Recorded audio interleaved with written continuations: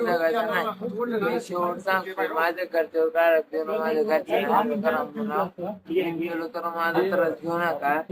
मला एवढं सांगायचं आहे, मला काही इच्छा नाही.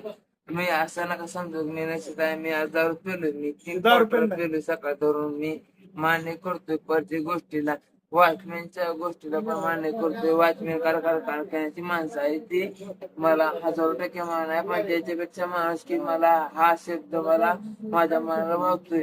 पण मी तर सहन करू शकत नाही.